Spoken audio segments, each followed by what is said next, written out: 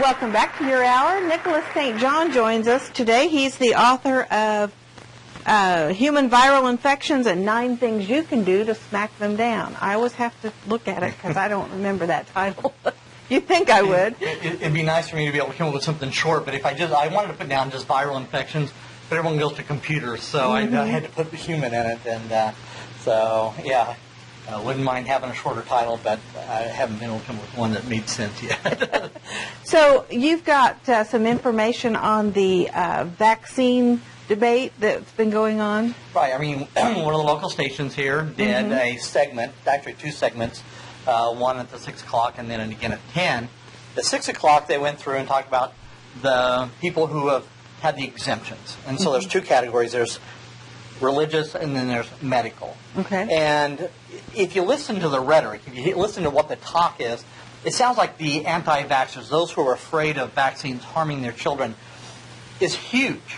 I mean, it sounds like, half of our population is anti-vaxxers. Oh, they're going to kill everybody off. Okay, here are the statistics. So I went through their website and got all the numbers and added them up because they didn't do anything to add them up so you could really see the numbers. And so, essentially, without the specialty schools, whatever the private schools and stuff, there's 51,330 students, grades 1 through 12. Okay. So that's roughly 4,700 a grade, essentially. All right. Okay. And I added up the total number in elementary, which is grades 1 through 6. I said, I know some go through 5, but on average, 305 total students out of roughly 30,000 kids. 305. The ratio... Less than 10%. Yeah, it's 1.4% is what it works out to be. Okay. 1.4% are not vaccinated. All right. When you break down those that took the religious exemption versus those who took the medical exemption, it ends up being about a 60-40 split. 40% of the 305 were from medical exemptions. In other words, there was some kind of medical treatment or operation or something that happened that the doctors felt that if you gave them a vaccine, there could be serious adverse reactions. Yeah. That leaves 60%. So out of the 309, roughly 180 out of 30,000 are exempted by religious reasons. Okay. That's not a very big percentage. I mean, you're thinking, what, 180 students out of 30,000? Are we really putting our public in danger by not having them vaccinated? Doesn't seem like it, does it? Not with those numbers. Statistically, you're not. And then the other thing that they didn't talk about was that from the pharmaceutical companies themselves, they say it could be typically 10% of the vaccines that didn't take hold or aren't at full strength. That's why they keep doing the boosters, right? I see. Okay. 10%.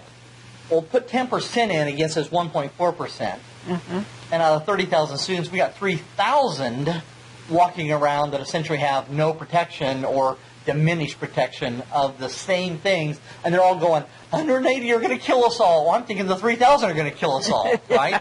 Okay, so, but they don't leave that number out. All right. In high school, it turns out that there's roughly 13,000.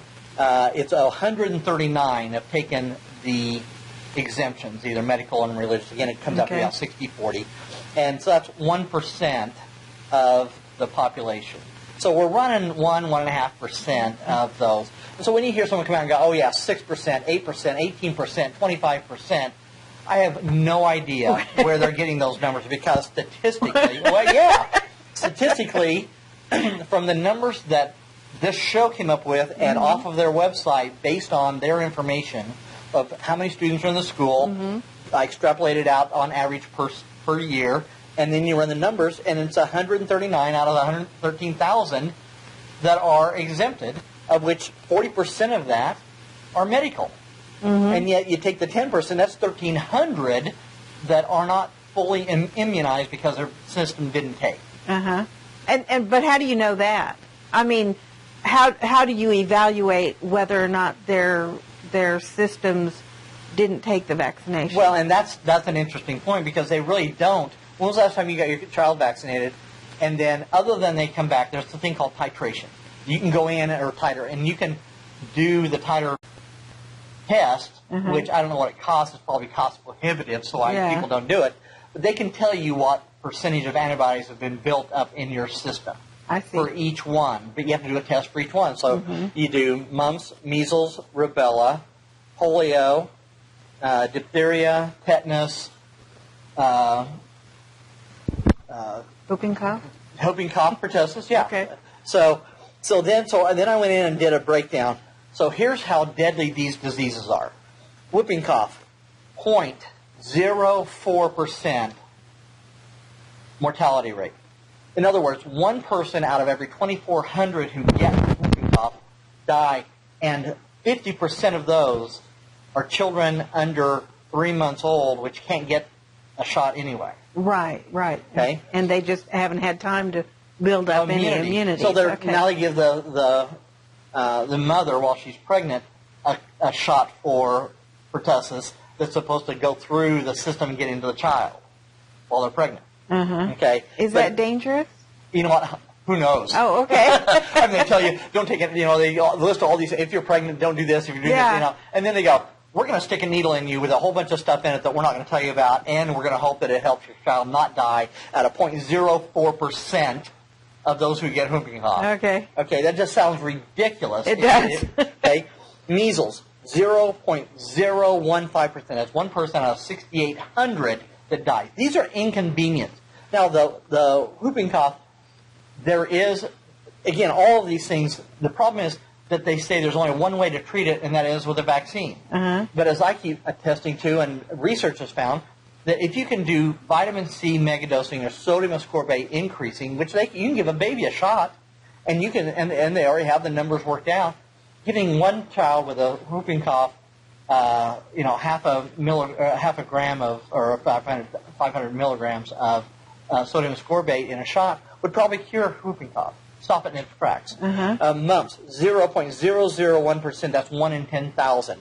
Tetanus. Now, tetanus can be deadly, 11%, but it's not. You can't get it back, and it's not. It's not communicable. Yeah. Okay. Diphtheria, 20%, very, very deadly, 1 in 5. So there are some things that the vaccines have shown effective, but combining all of them. One of the big questions, one of the research things I found was the Amish. They have 3 people out of what should be 130. 50 if they had full-blown autism. 3, one of them was an adopted baby from China, had all the shots. Another one was a family broke rank, and they have a child who now has autism. And there's one other rumor, 3 in a community that's isolated and doesn't do vaccines. That's a good question. It really does. Well, thanks for joining us, and we'll see you next week.